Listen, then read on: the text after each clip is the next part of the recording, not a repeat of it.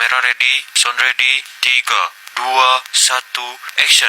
Pendidikan di Indonesia masih menyimpan segudang permasalahan yang belum terselesaikan oleh pemerintah.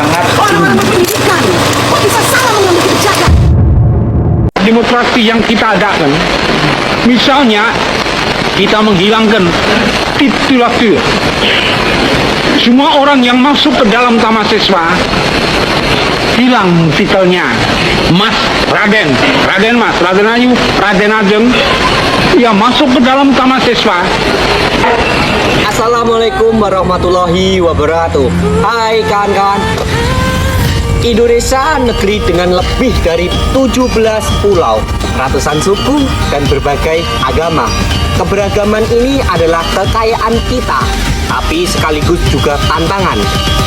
Di balik damainya kehidupan berbangsa atau satu ancaman yang terus mengintai, radikalisme.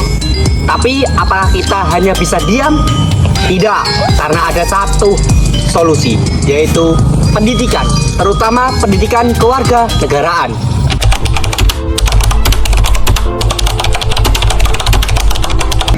Radikalisme adalah paham yang menginginkan perubahan besar secara cepat, bahkan dengan kekerasan.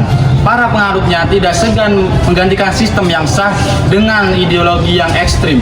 Dalam sejarah dunia, radikalisme lahir dari ketidakpuasan terhadap sistem yang ada, kadang karena ketidakadilan, kemiskinan, atau propaganda ideologi tertentu.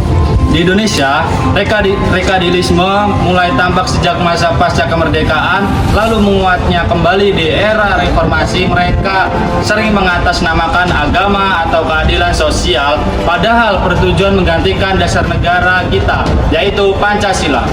Mereka menolak perbedaan, menolak demokrasi, dan bahkan ingin memecahkan belah NKRI. Lalu, bagaimana kita bisa mencegah radikalisme sejak dini? Disinilah pentingnya pendidikan kewarganegaraan. Pendidikan kewarganegaraan bukan hanya soal menghafal undang-undang, lebih dari itu. Ia mengajarkan kita cara berpikir kritis, menghargai perbedaan, dan memahami hak serta kewajiban sebagai warga negara. Melalui mata pelajaran ini, generasi muda dilatih untuk memahami nilai-nilai luhur Pancasila, Undang-Undang Dasar 1945, semangat kebangsaan, dan pentingnya toleransi. Dengan pendidikan ini, pelajar diajak mengenali potensi bahaya radikalisme dan membangun sikap waspada.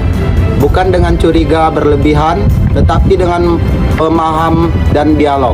Anak muda yang aktif dalam organisasi, berdiskusi, atau terlibat dalam kegiatan sosial adalah benteng terdepan melawan paham ekstrim.